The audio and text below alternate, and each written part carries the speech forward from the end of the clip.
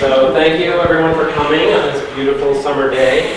I don't think Colin needs much of an introduction, but so it'll be very accessible after the talk to ask the questions and talk to personally. So come on up. All right. Thank you. Thank you all for coming out on a nice day. I was a little surprised how many chairs they had out, and didn't think we'd come close to filling them. So I'm thrilled that this many people came. So I'll just give like a really short bio of my experience as a painter. I grew up in Baltimore and went to a high school for the arts down there. It was a magnet school, so we spent half the day on academics and half the day on art. That's where I started oil painting. From there I went to Rhode Island School of Design for 2 years, transferred to Cooper Union, which is in Manhattan, and graduated there in 2000. And after a couple years living in the city and doing 3 part-time jobs and trying to sell paintings here and there, I wanted to get out of the city somewhere quiet, and kind of came to Maine on a whim. So in 2002 I moved here thinking it'd be a 6-month little visit and then I'd go wherever I felt like going, and it turns out that I like it here enough that I never wanted to leave. So that's sort of the background of my education in art.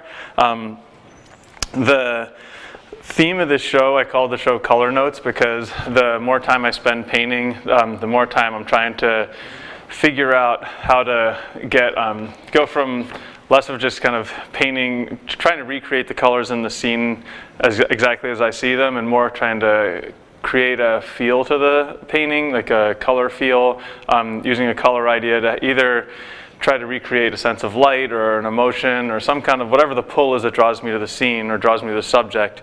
I'm trying to figure out how to use color in multiple different levels of the painting to make that a more impactful image in the end. So I wanted to read a quote from Charles Hawthorne to start it off. That's kind of about how I first start thinking about painting when I'm looking at a scene and trying to, and I'm sort of planning my color palette and mixing the colors and getting ready to really start the painting out. He says, "The right spots of color will tell you more about the appearance, the likeness of a person than features or good drawing. Make it so that I could recognize the subject from color alone, for color is also a likeness. Remember, no amount of good drawing will pull you out if your colors are not true. The spot of color that a model makes against a landscape has much more to do with his character than you imagine. Do that and you have something to work with." So that idea of the spot of color that a model makes against a landscape has more to do with their character and their appearance and who they are than the intricate detail of getting everything just right.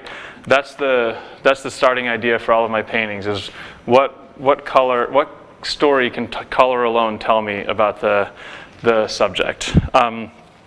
So as I start painting, I've been teaching. I was telling Roy, I've been teaching workshops this past week, and I have 2 more weeks coming up teaching. So as I was planning this talk, I was kind of thinking of you all as my workshop students. So one of the things that I've been doing in these workshops is trying to get people to be more intentional about every stage of the painting.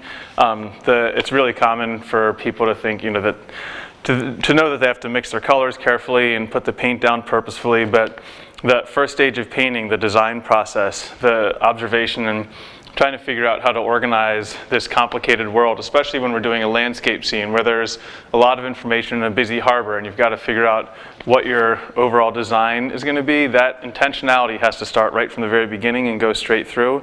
So as I start my paintings, I'm trying to start with as much planning and forethought in terms of what my interest is in the scene, how to compose around that interest, and how to use color to get the most out of that as possible.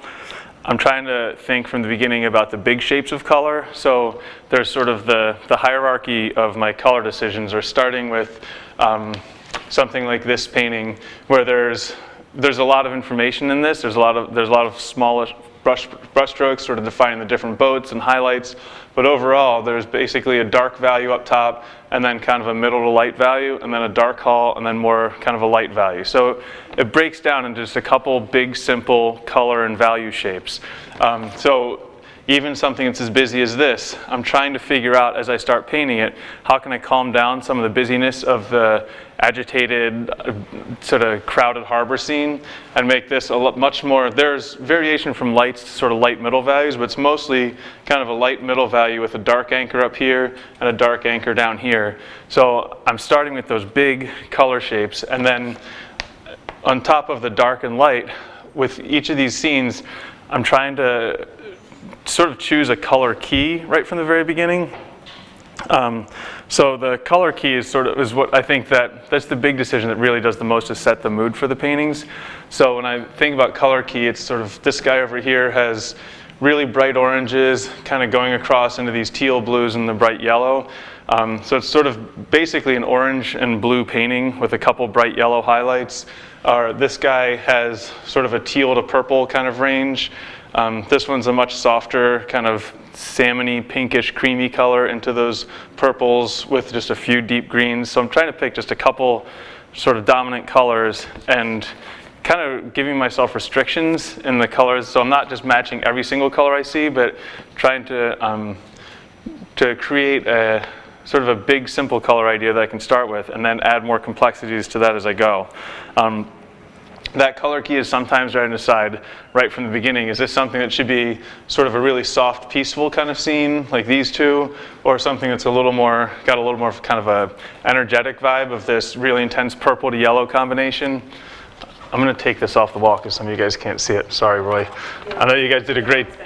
I know, watch out. Everything's rigged in here.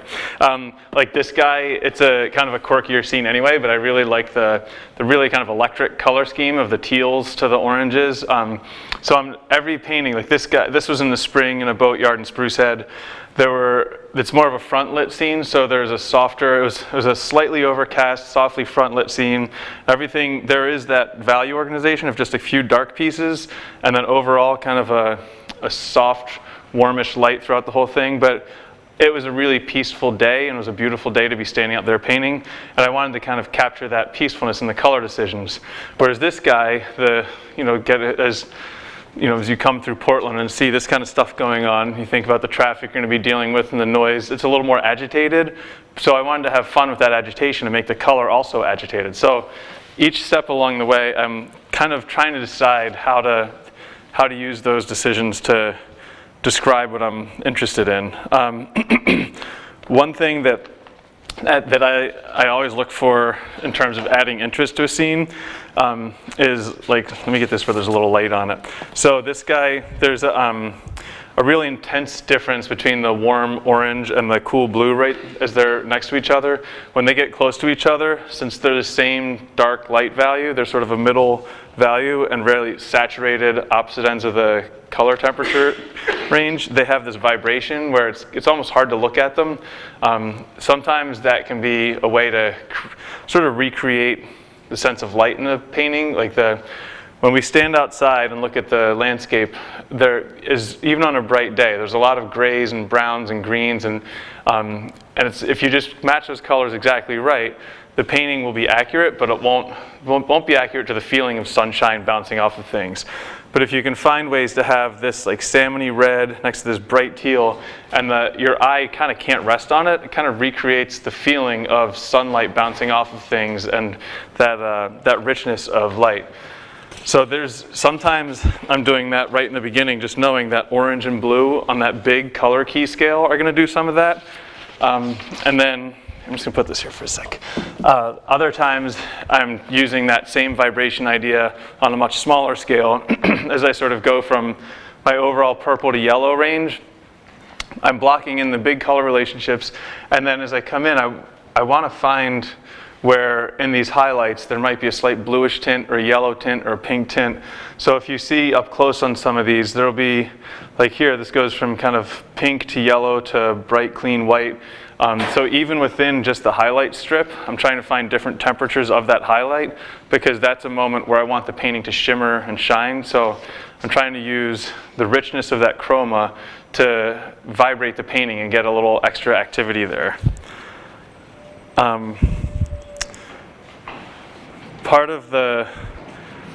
Another way I'm thinking about color, like when I talk about this painting being front lit, this teal lobster boat here, as I look at a scene, whether it's front lit or backlit, I have to figure out how to use the colors I mix to give that feeling of sort of the soft, gentle front lighting versus this guy that's got more strong backlighting on it.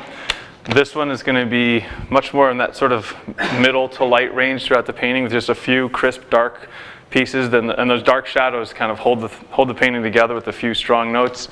Whereas this is the opposite, where it's a lot of sort of the middle shadow values on the boat and just a few clean highlights kind of bring the whole thing together.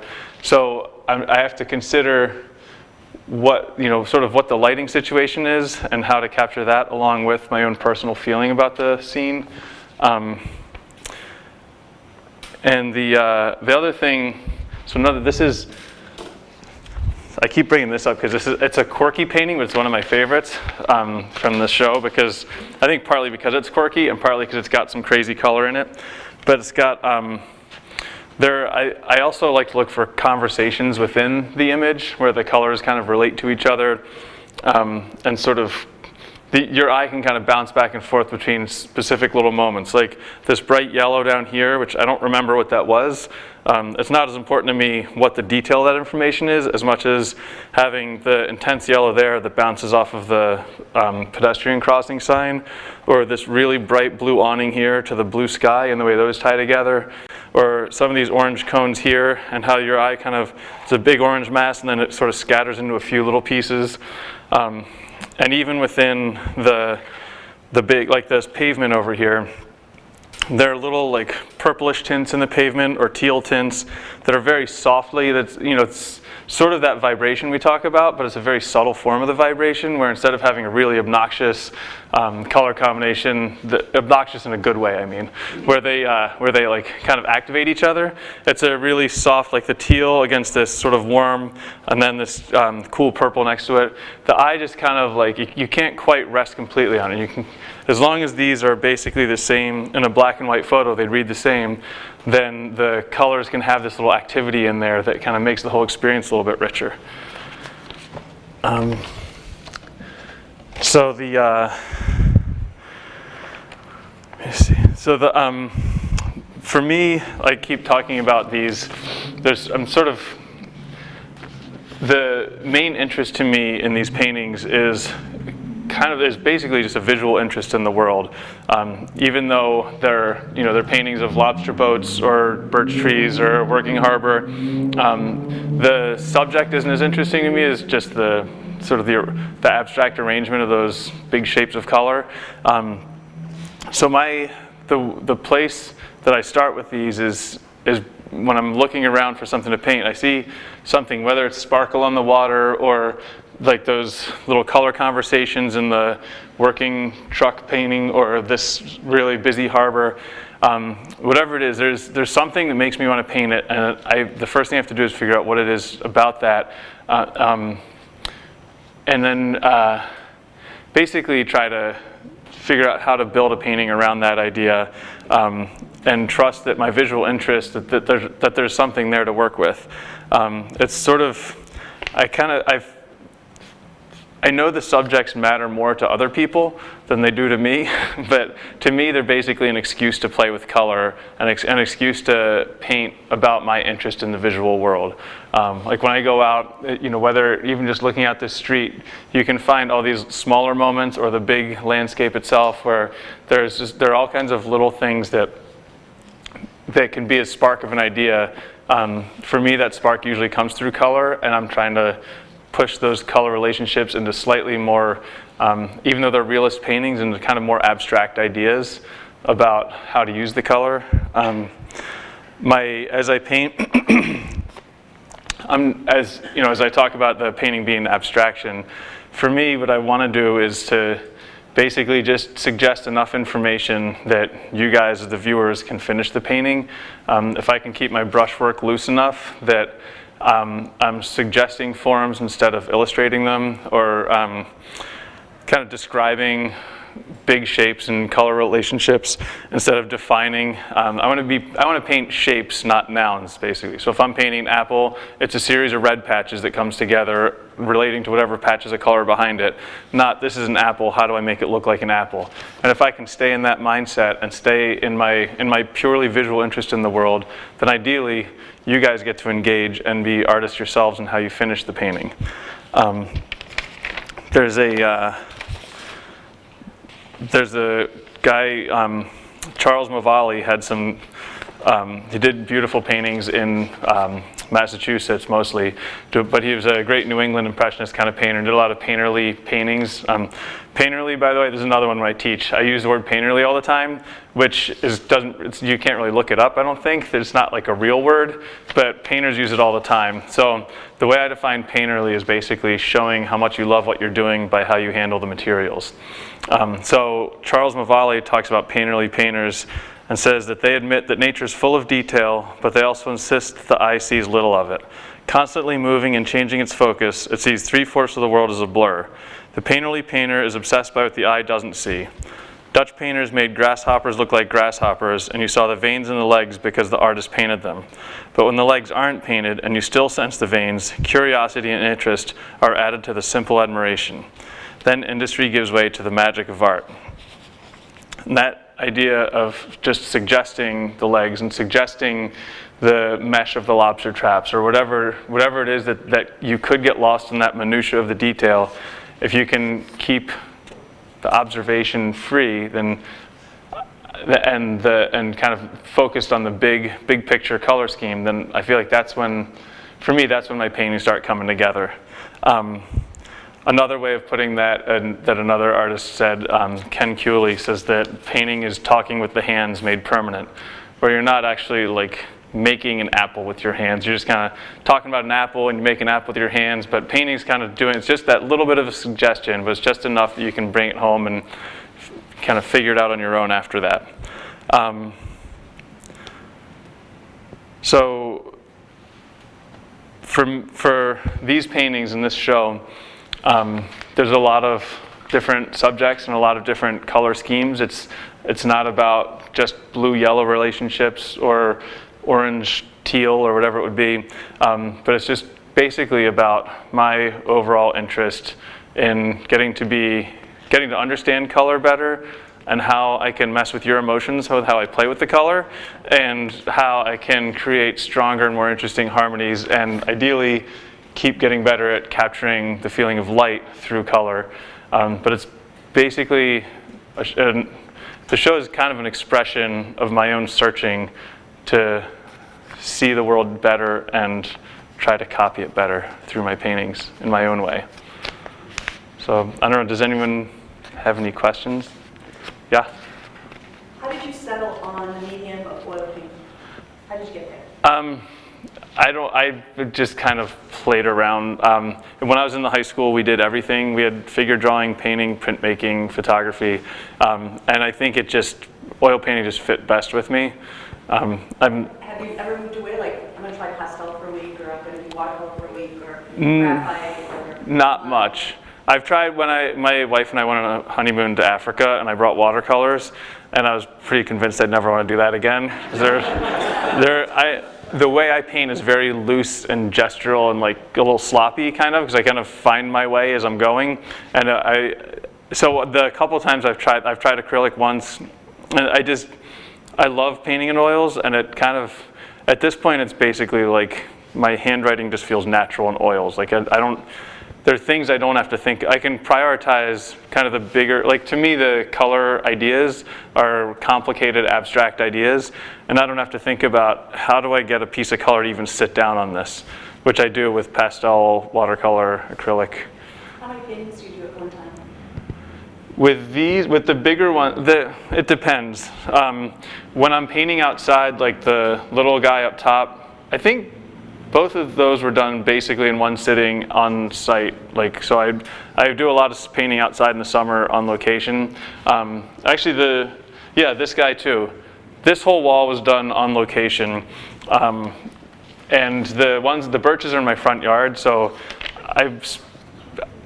those I basically I do each of those paintings and then bring them in the studio. And if I touch them up, it's just a little bit here or there. But the bigger ones, like. some of the really big paintings, or this little one of the construction site, those, a lot of times I'll have 10, 15 paintings in the studio that are in various states of disrepair as I'm trying to figure out what, like, you know, I'll basically do a big block in that might be half of the work of the painting, but I don't know what's wrong with it for a while. So I just leave it there and go work on something else. And You find your focus interrupted when you're out playing or painting and everybody wants to stop and talk to you and say, are you an artist? yeah, but that's, I mean, Are you cool with that? well, I mean, it's a hazard of the job. There's really not much I can do about it. Does the flavor change, whereas, you know, you were doing it in the front yard? Not so much. It's tough in Camden because I know everybody because I've lived there for like 17 years.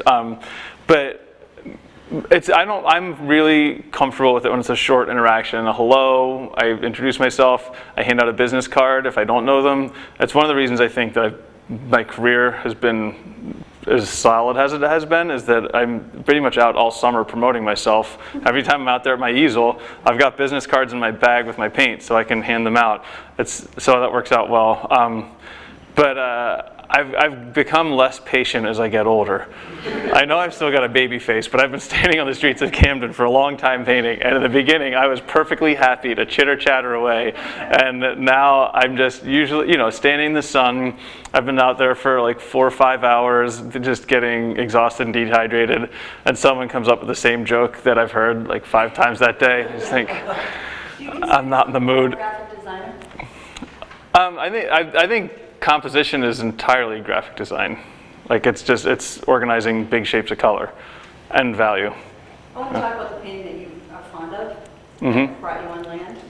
I'm really surprised about your yellow diamond in the upper right corner. Yeah. I'm really surprised that you were compelled to put the person and be very literal in putting that image of a human being crossing the road onto that area, because it says what it is without that person there. So all I can see is a tightrope walking man. Well, that's interesting. I kind of like it. To the fact that you're walking on a wire right now with all your business ventures. Yeah. It's interesting. Yeah. It becomes more personal. That piece is, you're fond of that piece, it feels more personal. Yeah. But that's not something, and yes, I've been stalking you. That's not something that I see you do often, to be that literal, to put the Well, image of the person crossing. if you look at that scale, it seemed the dark shape of whatever it would be there is a color note that seemed worth putting on. But the person is really just suggested. Like if you look at the person, it's I think it's 3 brush strokes, maybe 4 brush strokes. So it's not like I sat there and like outlined the person and filled them in. I'm still, in every part of the painting, it's not quite as I don't know. I mean, he's tall. I don't know. He's up pretty high.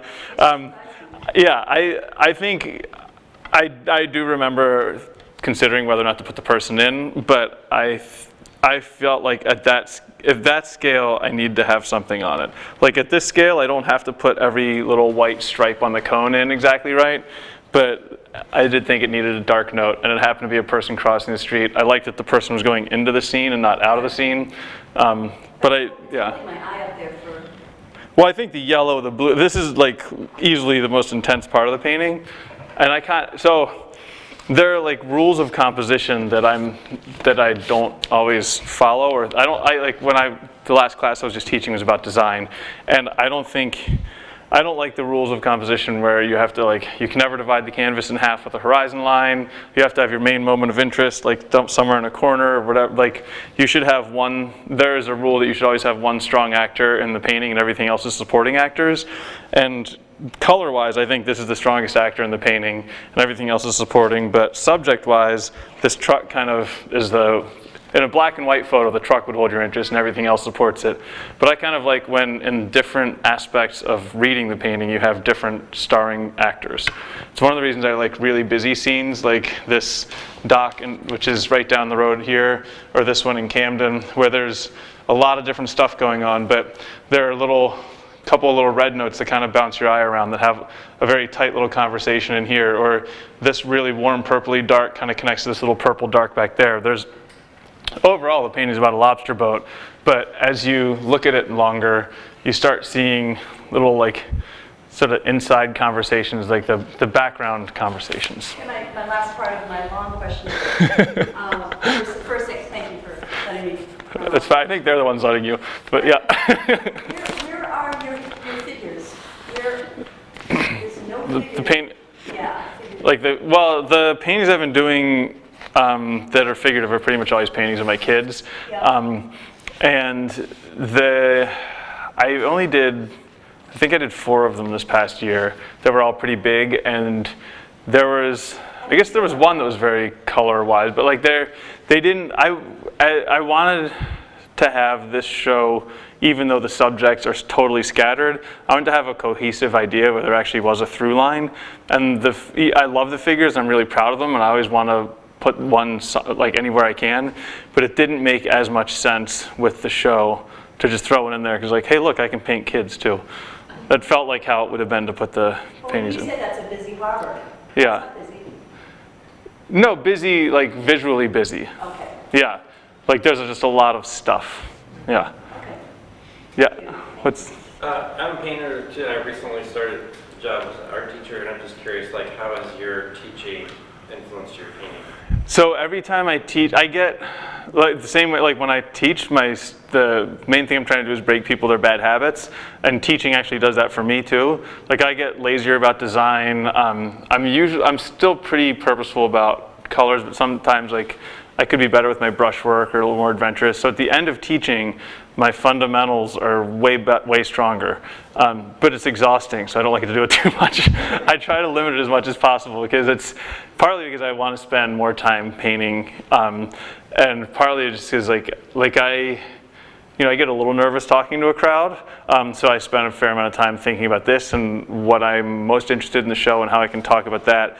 But then I'm also planning my workshop next week, and I'm like, it just gets me kind of on edge doing all that. But it's a fun reminder of all the really basic fundamental ideas. It's also great because I take them to places I paint all the time, like Rockport Harbor, where that teal boat is, or Camden, and we'll go to these spots. And I've painted Rockport Harbor an endless amount of times. But then I'll bring my students there, and someone will find some composition I'd never seen before, and I think, ooh, I can steal that. I'm coming back next week and painting that myself. I like that one. Yeah. Obviously, you haven't gotten to this success by just handing out cards. No, I hope not. How much of your time have you found that you're having to devote to social media marketing and that type of thing? Because you're very prolific, and these have to land somewhere. Yeah. Well, so when I started, 2001 was the first year I sort of supported myself on my paintings when I'd been doing all these other part-time jobs. And social media at the time, it may have existed, but I didn't know about it. I didn't even have a cell phone yet. So back then, it was basically, I did a lot of outdoor art shows where I had the tent. There's a Portland sidewalk art show. I did that for a couple years. And I was showing basically anywhere I could, going out and painting outside all the time, and just trying to going to gallery openings whenever I could, just making as many I just reached out in any way I could for a long time, partly because I was scared of galleries like Greenhut Gallery, so I thought, I can't bring my work in there, they'd never want to show my stuff. And I was just intimidated, so I just, to hit everything that felt comfortable, I would go and just try to engage with. These days it has shifted more to social media stuff, but I still think the one-on-one interactions are more valuable. Like I prefer Instagram to Facebook, just like my personal taste. So I have a lot of followers on Instagram, and I post a lot of things, and occasionally someone will say, oh, that's amazing, I want to buy that, how much is it? And so I'll message them, and they always say, oh no, that's way too much money. So like, as much time as I spend doing all that stuff, I think that might be how some of you found out about this. I assume Greenhut and I both like sending out emails and Facebook things and Instagram, like it gets people engaged with the art and it reminds them that I'm working, but it almost never leads to a direct sale, which I find really interesting. But the one-to-one organic. I think is a lot, yeah. It's also just more fun, I think I like meeting people and chatting with them and finding out what, you know, like half the time people come, they notice something I didn't notice about a painting, or they love it for some reason that has nothing to do with my interest in it, but it's kind of interesting to hear, you know, we all read these things differently, and it's fun to hear some of that from other people. Yeah. So do you want to go first, and then Okay. Yeah. So in the wintertime, do you paint from photographs? Yes. Or do you, I don't know if I've seen snow scenes. I don't know. I used to do more of them. I used to put on the long johns and go do snow paintings, but I've painted the birches in snow because they're right outside my front door, and I can go inside for a break at lunch and sit in front of the fire and warm up and then go back out and finish the painting. But yeah, I pretty much exclusively work from photos in the winter or do still lives. I have a series of kind of big, colorful pattern still lives I do that are basically a break from like painting. This Portland one was done from a photo. You know, these things, I try to paint them with a plein air kind of feel and mindset to them. So this guy, or the big one of the Portland dock there, I'm trying to take plein air knowledge of being outside, reflected color, like in the shadow side under this truck. I'm sure in the photo this is basically just a dark gray, but I've noticed in my experience outside that those darks tend to warm up right underneath of a car because there's so much reflected warmth into that shadow. And as you get further away from the truck, there tends to be more cool sky influencing the color of the shadow. So there's just like, I can look at a photo and try to force some of that plein air light and experience into it to make it look a little more fun and colorful. But after doing that for 2 or 3 weeks, working on different paintings, I start getting frustrated because it feels like I'm just making things up out of whole cloth sometimes. So that's when I like to set up a big still life that's really colorful and punchy. I mean, I'm not going to go outside and stand in the snow for 10 hours, but I can set up these still lives and get back to painting from life and observing color, which is really kind of the more fun form of painting. Yeah. Do you want to go? Given how things change so quickly outside, you know, the light shifts, Mm-hmm. all that kind of stuff, how long will you spend on a painting, you know, as the light is changing, before you reach that point where it's a whole different place now? It depends on the subject. It depends on the size and the subject and my how much time I've spent with it and how well I know it. So like the little lobster boat painting on top, I've painted in that harbor enough. I kind of know where everything is, and I know what that I kind of know how the boats look as they swing around the mooring ball. So that size might be as short as like 2 hours or so. Sometimes I bring it home and I don't usually add detail, but I notice color things that either need to be cleaned up, punched up, warmed up. So the stuff I do at home might be just like cleaning up that white or adding a couple dots of information in the water to try and like make that a richer experience. The one below it is probably like 2.5 to maybe 3 hours. And at a busy scene like that, the light's changing so much that I really can't spend that much more time on it. Thankfully, I also know that area fairly well. The birch trees I can do longer, partly because I've painted them enough. They're also, because they're in the front yard, I kind of know where the sun's going and how everything's going to change. So I probably started this when the sun was kind of hitting just the front edge of the birches, and I can sketch things in and play around with what I want my composition to be and basically lay out the structure so that when I'm an hour and a half, 2 hours into the painting, this is the exact light that I'm painting. And I try to capture as much as I can, as fast as I can over like an hour or so. And then the sun keeps drifting back, and I just paint from memory for a little bit. So there's sort of, in a big painting, I can only do that kind of thing on location when I know it well enough that I can basically set the painting up for the light that I'm going to want in about 2 hours, and then paint from memory for the last hour or two.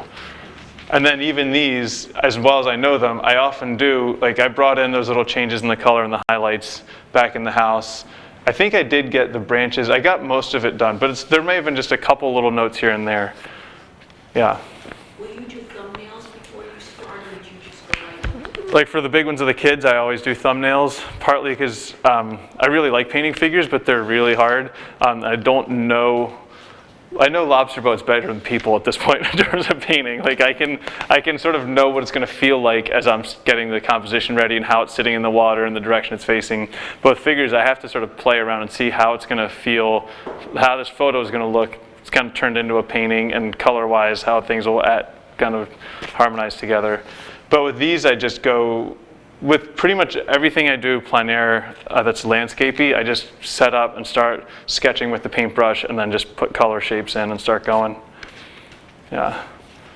I'm going to go let a couple. All right, you go ahead. When you weren't supporting yourself as a painter, what were your other curriculum? So I was spending my summers at the beach in New Jersey making pizzas, and then I was a museum security guard for other days in the summer. I'd drive back to my apartment in Brooklyn, and at the Isamu Noguchi Museum in Queens, I was the guy who walked around and said, please don't touch the sculptures. And then I also worked for a photographer who he basically shot other people's art for museum catalogs and gallery stuff. So actually the first day of that job, he was a total pain in the butt to work for, but it was a great experience. He took me to pick up his gear at Frank Stella's studio in New York, and we pulled up and dumped all this, everyone's just hanging out doing their stuff. Frank and his assistants are like talking, and they introduced me, and starstruck. We pull the stuff in his truck and then drive out to Helen Frankenthaler's studio, and then shot there for 2 days. And it was just like that the whole time. We were in the back rooms of the Whitney Museum. We were at Frank Stella's all the time because he was like his go-to photographer. So like that was a great experience, but the worst job of all of them. Yeah. Yeah. When you take from a photo, do you print it out or do you do it? Just my laptop. My studio's in my garage. We converted a 2-car garage into the studio. So where I have my easel set up, there's a shelf right next to the easel so that I can have the laptop right there and I can zoom in and click from, because a lot of times the pictures are a couple different photos. So the painting is, especially the paintings of the kids, there might be 3 or 4 different photos that are kind of getting stitched together in the painting as I go. So I might have a sketch of how it's all going to work out, but I have to click back and forth. But yeah, the laptop's nice. It's also illuminated, which is kind of nice. It feels almost like being outside, but with the comforts of home. Yeah. The 2 paintings in the back with the sort of chartreuse ochre buildings with the red trim, one's small. Yes, and the other's big right there. Yeah. Yeah, because that's a... Often? I do that sometimes, like with that one's a very busy, complicated scene. So if it's a painting of the kids or something, I didn't do it with this one, but a lot of times when I'm thinking this could be a good bigger painting, I'll do a smaller sketch, or it might be a plein air sketch that I also have a photo of, and I think that would be really nice big. But I have to see, I want to play around with the color ideas. The colors shifted a little from one to the other, but overall, there's an intensity of the green building and that really bright red trim, which is kind of the first thing that dragged me to want to paint it. And then sort of trying to figure out, like in the smaller one, and then it was actually really hard going to the bigger one, because there was a lot of busy information that was basically just stuff like this in the smaller one, where it's just kind of smears of paint. When you blow it up to this big, all of a sudden you have to actually do something. It can't, I like to think you can get away with a lot of abstraction, but I didn't realize how much I was relying on that with that painting. And it took a long time to resolve that because of that. Yeah. Yeah, I'm interested in the fact that you're doing these directly on location. So when I'm looking at the lights, I'm wondering, do you somehow save those spots where the lights are... For the bright light colors? So it's probably easier. This is kind of big shape, so I'm just going to bring this guy over. So with a painting like this, like the highlight, I probably saved a little bit of space there for that bright highlight. But this whole big, like this value mass, I would have wanted this kind of big cabin area to basically meet the greens, to meet the water. If you end up, there's spots, I don't know if you can see, I'm just going to bring it over. There's spots of like underpainting that show through. There's anywhere you see this sort of, actually this is that color. When you see that kind of coming through, I do like a quick wash sometimes and tone the canvas with burnt sienna or like a yellow ochre color. So there's spots where that shows through. A couple spots of that here and there I think work great. But when you, if I leave too many spaces for the whites or for the highlights, then you end up, there's a woman, Carol Marine, who's a great still life painter, and she's also a teacher, and she calls it the halo of fear. And that halo of fear is, I want to keep all my colors clean, so I'm never going to let them touch each other. And then you've either got white canvas or underpainting that kind of shows up around everything. So most of the time what I try to do is have my colors really, the big color pieces come together and bump into each other. And then generally the lighter colors, like those highlights there, or even in here where it's not as contrasty, the bright white, creamy yellow, like really high key whitish colors tend to be the thickest paint, because it's the only way to keep the color clean when I'm putting it on top of other color. Does that make sense? Yeah, just to follow up though, something like the rope that's coiled on. Like this rope, yeah. Yeah, but, I mean, I'm an indirect painter, so I always make everything dark and then fill in the lights up. Yeah. You're somehow, I mean. So what I'd spend when I'm trying to paint something, especially when it's busy like that, I try to knock everything out of focus as much as possible and just see big patches of color. So whether it's a pile of leaves or like, I don't know, the rope's probably the easiest thing. Or I mean, even this stuff back here, like that's all, it's not as clearly defined as the rope because it's not in the foreground, but I'm trying to just see, instead of like each strand of rope, I want to see there's basically a light side of the rope and a shadow side of rope. And they aren't exactly just two shapes, maybe they lock together just a little bit. So like if I make that light shape about this shape and the dark shape that shape, and I put them next to each other, it'll only take a couple notes back. Like there's a little highlight coming back in and a couple linear shadow pieces, but it shouldn't take much. If I get the colors right and the values right and lock them together, a couple notes of suggesting a shadow or a highlight can kind of resolve it. But the main reason I like to start with that is that I don't especially painting on location, I don't want to basically tone the whole canvas dark and work into the lights because I'll be fighting those darks, and I want to have as much vibrancy in all my colors as possible. And when I can get like this whole, I love the colors and there's like warmth in the shadow color of that cabin there, and that's all pretty thin paint. That's kind of that first touch of the paint is the freshest touch I'm going to have. So if I can get my colors right from the beginning, then I'm going to have a nicer, fresher, looser brushstroke. Yeah. All right, Jeff, what's that? My question's related to the rope. That's why I wanted to tell you the question. So you have a scene, it inspires you, you work on it either in studio or on site. That's got a lot of verticals. And that rope wasn't there. And you said it needs more curves, it needs a little bit more. Well, the rope was there. Yeah. If the rope weren't there? If you felt the painting needed something, a little softer edge, Yeah. echoing the hull or something, Yeah. that's my question. Do you put it in there? If I'm standing outside and not usually. How sensitive you are to composition? Well, it's it might be the kind of thing that keeps me from painting the scene if I think it's too much, or like I actually think it'd be just as fun if those pilings all were more vertical, because it would kind of suck you down into that like low tide pier that we're looking at. Maybe I should have taken the rope out. But I do. What I think about is that, you know, if I have a scene and there's no barnacles and rocks in the foreground, Yeah. take another photo and put that in the foreground to Yeah. a little bit more eye control. Yeah. I mean, I think it's, I do it more when I'm on location, I might do it, but the trick is if you start pulling things from too far out of the general subject range, then like if I'm looking this way and there's a bunch of barnacled rocks over here that I want to get in, they're in a completely different light direction. So I can't just like take what's all front lit here and put a backlit piece of rocks in the foreground of the painting. So I might move something from there to there, like just like kind of squeeze things in, but I wouldn't add the rope because that's complex and I don't really know how, it's too dominant of an element of that composition to add in. But for small things, like I might add a piling or a light pole or a little flag or something, a little bit, yeah? So who are some of your favorite artists, perhaps artists who have influenced you? Yeah.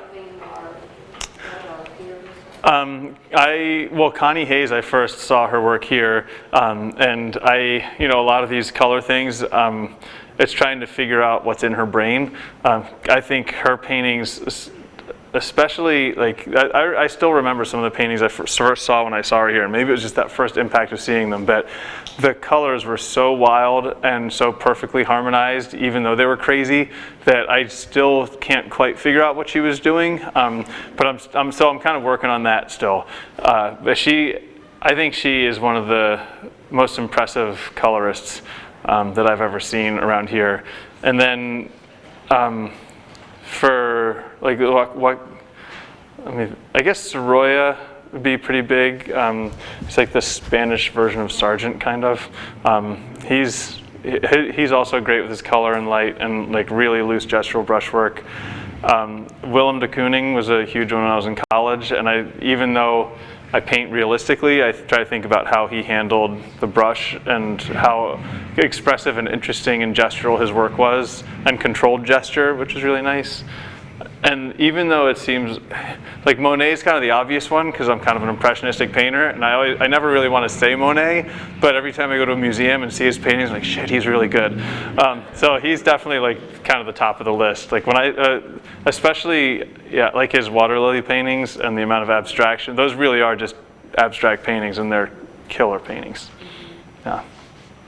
Do you ever just want to do paintings for yourself that are outside the range of what you've kind of set up for yourself, like in your style, like totally abstract painting or totally? I do a little bit of that at home, but to kind of the paintings of the kids sometimes are like, when I started those were basically for myself, because I figured no one's ever going to buy these, but they'll be really fun to do. And even sometimes when I push like that one of the truck, that one is basically like, I kept looking at that photo thinking, this is ridiculous. I don't know why I'm painting this, but I really, really want to paint it. And finally I just said, screw it, I'm going to do it. And it's one of my favorites. But even within what I normally do, some of them are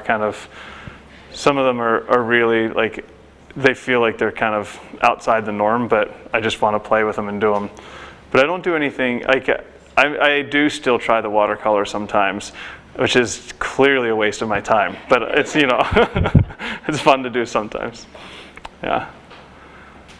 You guys, all right, one, yeah? What do you use for a camera? My phone most of the time. I have a nice camera for shooting the art, but that's pretty much the only time my actual camera comes out is to shoot a painting and put it on the website. Other than that, yeah, the phone is so much easier, and it's amazing how much I can store. I have thousands of pictures of my kids on there. Yeah. Well, thank you very much, everyone. I appreciate it.